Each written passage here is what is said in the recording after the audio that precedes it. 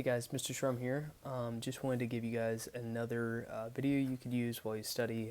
This one is going to go over political geography, boundaries, terms, concepts, power, and conflict. This is a little bit longer, so I'm going to try and break down a couple of the more important things and try and maybe explain a couple of things that maybe you're having a little difficulty on your own trying to study for, but this is going to go along with Unit 4, Political Patterns and Processes. This is going to be a really good study tool for you guys to use, especially as we prepare for the AP exam. So just remember to keep checking Google Classroom for any updates related to that. Otherwise, I'm going to go ahead and get into it. Alright, so let's go over a couple of these terms. Number one, political geography is essentially the study of power. Now, what is power? This is actually what's going to govern cooperation and conflict. Now, if you look at the second bullet point, you've got political space structured around the need for balancing forces of cooperation. Cooperation in this sense means holding a state or a country together. Okay? Now, outside of that, we've got conflict, which is internal diversity like independence movements putting a strain on the state. Now, we will talk about independence movements a little bit later on, so that's going to make a little bit more sense later. So states have regions. These are administrative regions, sub-state regions, which are provinces, multi-state regions, which is like the EU. So EU is the European Union, so a lot of different countries or states together kind of coming up with their own currency or coming up with their own sort of laws to govern. And then we have other political regions such as congressional districts. This is like a funny clip from the West Wing. I'll throw this out on Google Classroom. You guys can watch it, and just showing how there's a big difference and a big divide on what people consider to be political and what boundaries are considered to be important and what are not. So this is an example that I got from AP Trainer. You guys might find this pretty interesting. Whenever he was teaching geography one year, he did a test like I've done in several of my classes where you have to pick a country out and write the name down. So this student, notice on number 6, they refused to call Taiwan a country, and this is because the student who was taking this test was actually from China, and if you didn't know, there's a lot of tension between China and Taiwan. A lot of mainland China does not recognize Taiwan as a country. They believe it is still part of China. Taiwan, on the other hand, considers themselves to be independent from China. They have two very different government structures, and a lot of, even though they have similar shared history, they are not totally the same. So just kind of think about that. Okay, so here's an example of a state kind of going from a larger state becoming a smaller state. So when you guys look at this acronym FYROM, former Yugoslavic Republic of Macedonia, that is a mouthful, okay? So now we call it the Republic of Northern Macedonia. So this tiny state will henceforth be known neither by its acronym nor simply as Macedonia, but as the Republic of North Macedonia, a geographical qualifier that ends any fear in Athens of territorial ambition against the neighboring Greek province of the same name. So notice on this idea that there's a little bit of power in play, there's a little bit of politics in play, so again, that just kind of goes with the theme that I started with. Okay, so again, this is Northern Macedonia, and to give you guys a little bit of a reference here, we have Italy over here, so you get the heel, the boot heel, and you have Greece here, Bulgaria here, Montenegro here, Kosovo here. Kosovo is another country that has kind of had some issues over time in terms of being recognized as a country or not. Now this is kind of funny. Fireworks boundaries matter. So again, if you guys were not familiar, not every state has legal, I guess, precedent or power to sell fireworks within their state. Tennessee is a state that actually does have illegal fireworks sales, especially if you're living outside of a city. You can actually buy fireworks and use fireworks. But if you, we'll say if you go down to Georgia, fireworks are not legal in Georgia. So if you're in Chattanooga, and you're going towards Georgia, there's actually a really big fireworks store, and it says last fireworks before you hit Georgia. So that's kind of an interesting thing. Okay, so that kind of goes into politics. It goes into law a little bit more. Now this is pretty funny. America's mapping where Ukraine is. Yeah, Ukraine is right around here. Okay, so there's a lot of people who are right on the money, but also notice that there's a lot of people who are way off. Okay, I don't think Ukraine is up here where Greenland is, right? That is pretty far off. Chechnya, this is a pretty little interesting area. A lot of different ethnic groups. This is kind of what I wanted to show you here is we have this concept of ethnic plurality. So a lot of different ethnicities all in one area. This is a southern province or southern region in Russia. Notice here you got Turkey, we've got Azerbaijan, Armenia, Georgia. Down here, right, this is where we have Chechnya, okay? And notice all these different ethnicities, and a lot of there's been a lot of conflict in probably the last 20 to 25 years with Russia and Chechnyans, just Chechnyans trying to break away from Russia because they don't really identify as being truly Russian, okay? And that's another concept that we are starting to see more of. This is a little bit dated, so this is from about 2 years ago, so January 8, 2018, but notice this is ISIL. Some of you guys are more familiar with ISIS, more or less the same thing. But notice on this example, we got Syria, we've got Iraq, you've got, let's see, Jordan down here, Turkey up here. So ISIL at its peak controlled, look at this lighter brown region, right? They controlled that much, that large of a territory, okay? And then now, if you look at it, this was about 2 years ago, and I think since then it's actually shrunk down even more.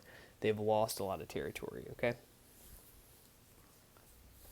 All right, so here is another example of just some territorial disputes.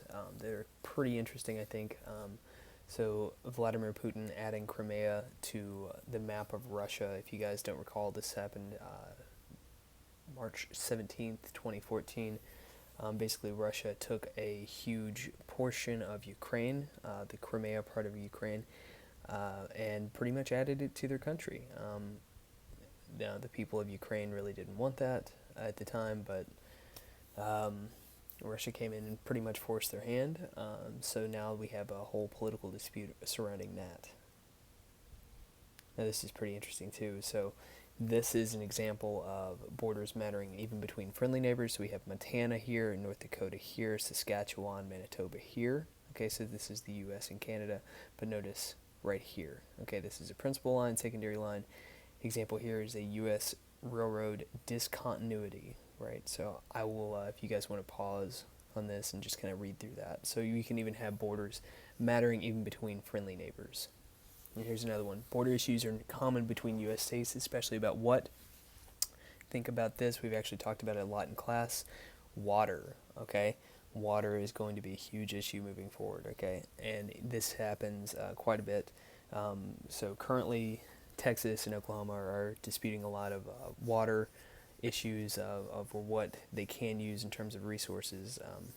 Oklahoma is not as populated as Texas, but Texas has huge population, especially in Dallas County, and they have to get water, and Texas doesn't have a whole lot of water, so they're trying to get some from Oklahoma, and we are actually experiencing some of the same issues in Tennessee.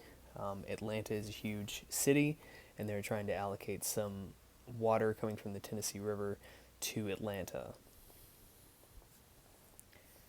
So let's think about this, okay? Boundaries.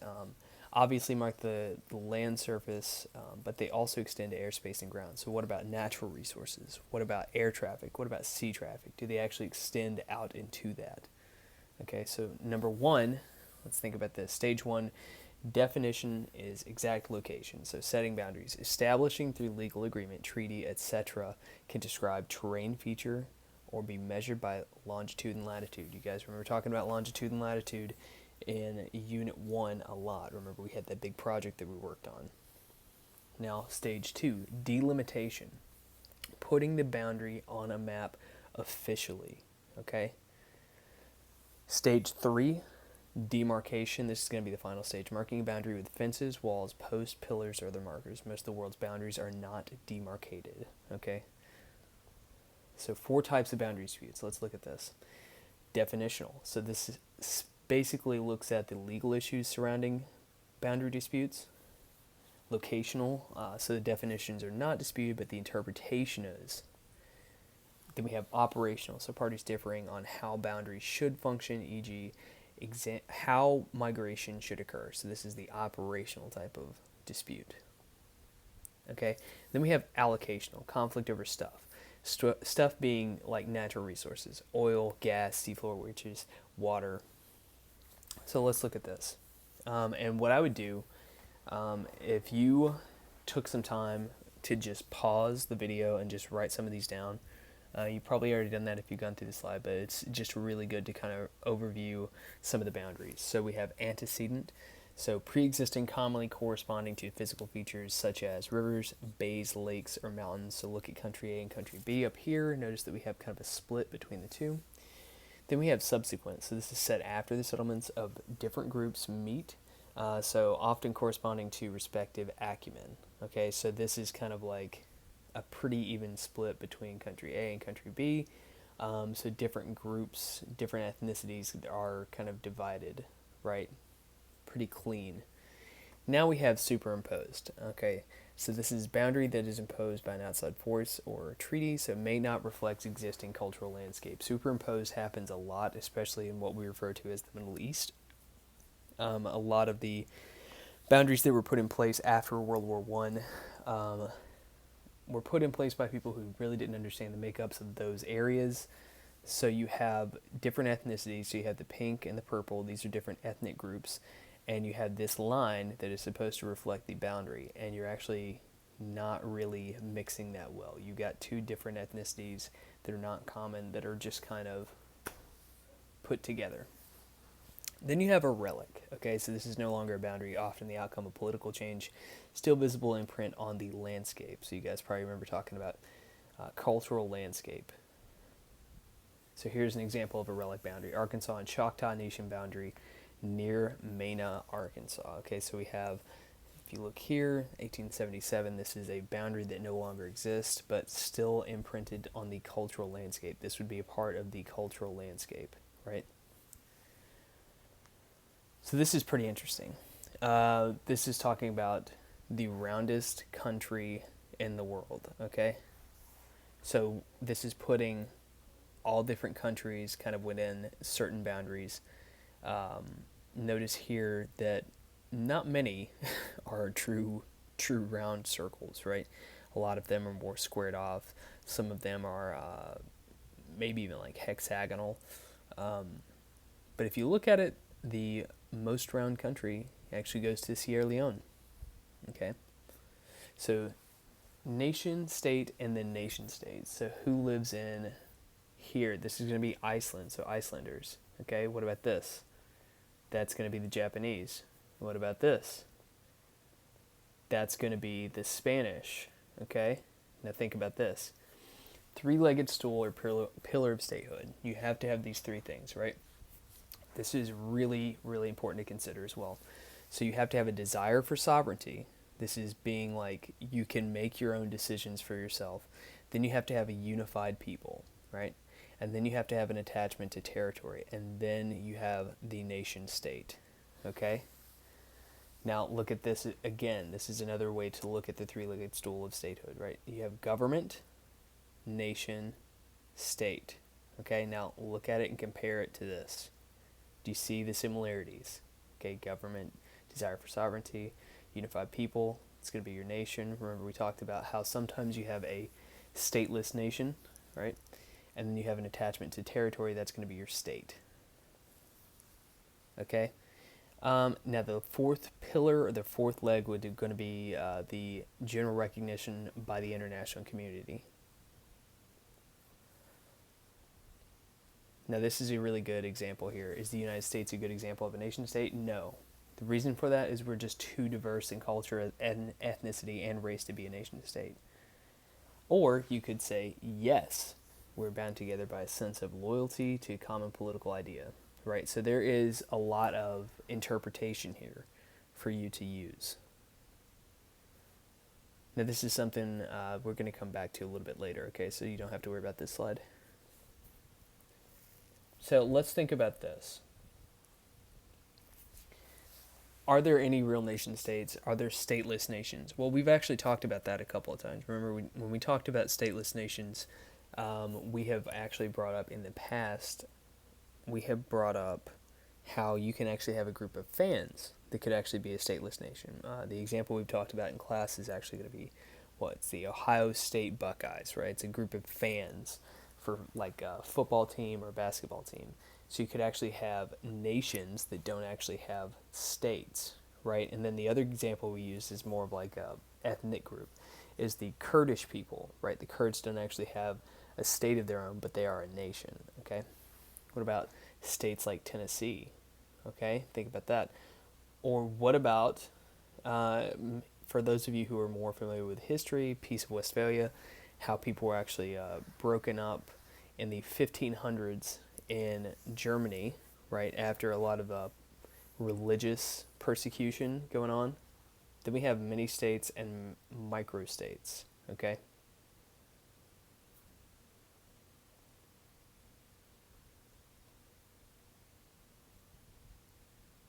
So this is a good thing to kind of consider as well. So most modern-day boundaries were drawn by whom? Think about this. Who actually drew the boundaries for these areas? So if you're looking at Chad, Sudan, Ethiopia, Kenya, Zaire, Democratic Republic of the Congo, do you actually know who drew these boundaries? Okay, Conference of Berlin, guys, this is actually drawn by Europeans. So Europeans who did not actually live in Africa drawing boundaries. Okay, so what does that kind of tell you about what's going on there? Was there intent? Was there some sort of way that countries divided up boundaries so they could get some of their natural resources? The answer is yes. Okay, then we have the Balfour Declaration. Look at the Middle East. Again, is it drawn by the people who live there? Think about it. Here's kind of a more of a breakdown over the Berlin Conference. So this is showing all the colonial powers at the time who had actually broken up some of this stuff. Okay, so notice the European powers and where and what parts of Africa they took over. Now think about this, okay? How many countries would disappear and appear if every separatist movement actually worked? So this, guys, this is all these different ethnic groups or different separate ethnic groups in Europe. How many countries would disappear, okay, if all these countries started breaking away and started making their own countries based on separatist movement? A separatist movement just basically means that you have an ethnic group that does not identify with an area, okay? Now, if you remember a separatist movement that maybe would be a little bit more applicable for you guys, that something we talked about is the Basque people. So the Basque people that were outside of Spain had a different language.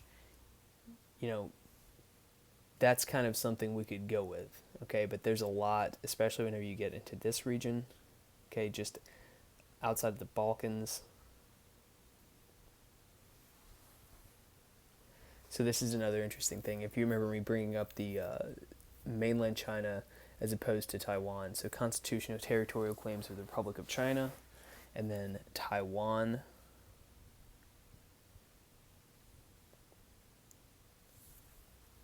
So then we have irredentism, okay? So this is going to be unredeemed territory. So Bolivian irredentism over territorial losses in the War Pacific with Chile. What was once ours will be ours again, and hold fast, right? So this is something that was lost to them, okay? Unredeemed territory.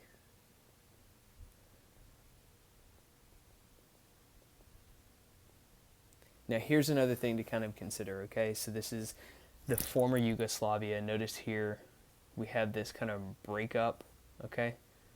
So you have all these different ethnic groups that came out of the former Yugoslavia. Yugoslavia used to be this gigantic country, okay? But then out of that, we've experienced a lot of different countries pop up, and then out of that, we've actually seen that irredentism, okay?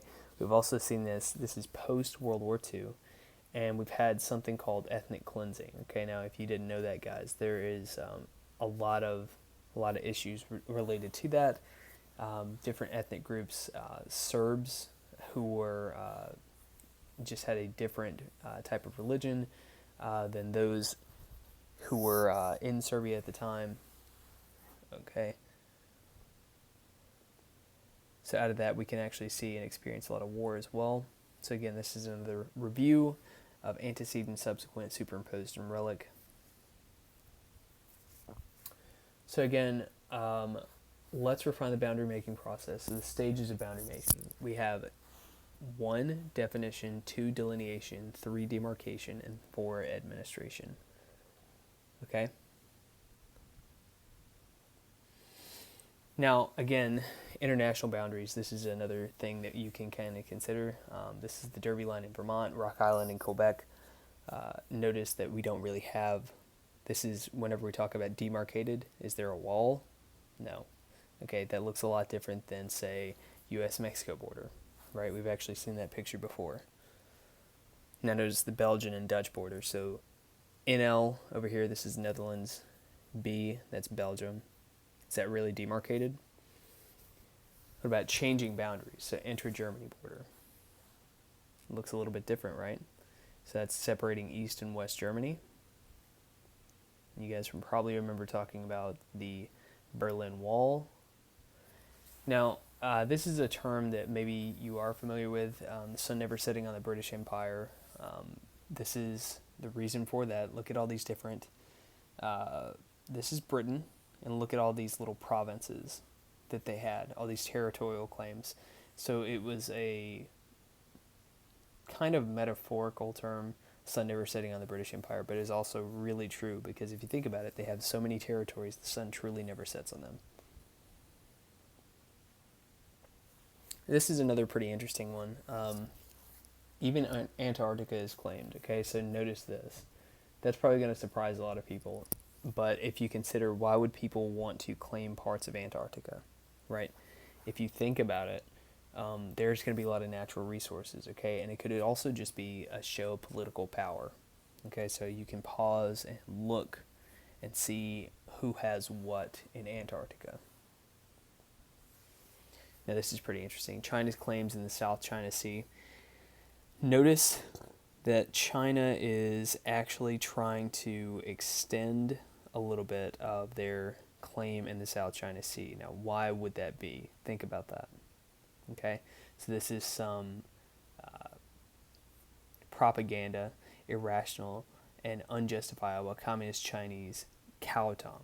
Okay, so the China U-shaped line claiming over the East Sea. So if you can kind of see that, they're encroaching. Okay. So you guys can look at this really quickly.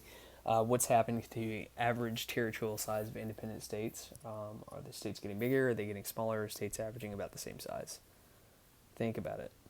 They're getting smaller, okay? Like I said, there's a lot of separatist movements. There's a lot of micro-states that are getting born out of these separatist movements, okay? Macedonia is the one we looked at the start. Remember, the Republic of North Macedonia kind of coming out of that former Yugoslavia, right?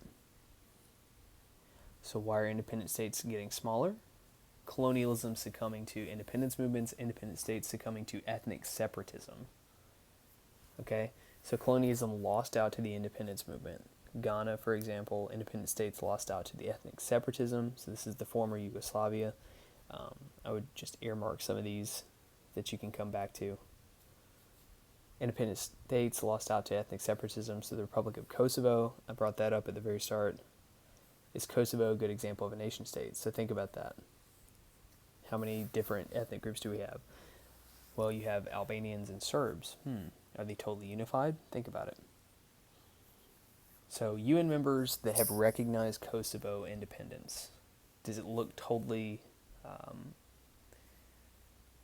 unanimous? are all countries in agreement that Kosovo is a country?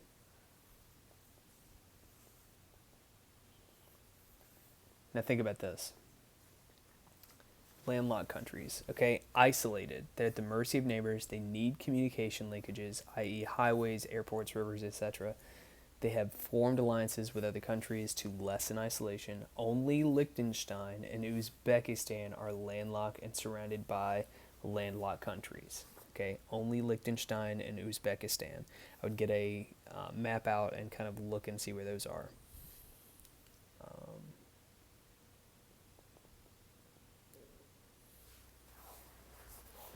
Okay, so moving capital to a forward place to make a statement of intention, present or future. So moving your capital to kind of make a political statement. Okay, so Brasilia right there. Pakistan, Islamabad right there. Theocracy, this is states ruled by religious leader and holy texts. So Yemen, Afghanistan, Oman, Iran, Somalia, Sudan, Saudi Arabia, Mauritania, Vatican, Central Tibetan Administration. These are kind of examples of theocracies. So Iran has the most characteristics of a true theocracy, as their leaders are considered to be divinely guided. Saudi Arabia has a monarchy but follows strict Sharia law. And then Nigeria, Sharia may be used, but non-Muslims do not have to use it in court. Colonialism. So this is claiming of territory and establishment, exploitation, acquisition of territory by people from another state. State claims sovereignty over all social, government, and economic structures. Unequal relationships. So English, French versus Portuguese. Dutch colonialism. This is going to be some neo-colonialism. So this actually kind of predates. This is what we were talking about with the Berlin Conference. And then now, some people think that neo-colonialism still exists. There is some pretty striking evidence to support that. Then we have the definition of imperialism. So creation and or maintenance of unequal economic, cultural, and territorial relationship, usually between states and often in the form of an empire, based on domination and subordination that employs expansionist mercantilist policies.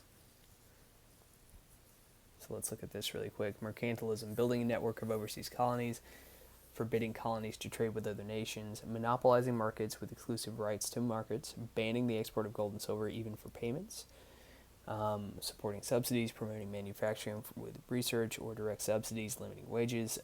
Guys, example of mercantilism, the U.S. colonies giving and trading exclusively with Great Britain. Okay, that is mercantilism. So early American colonies, 1776, that's a good example of that.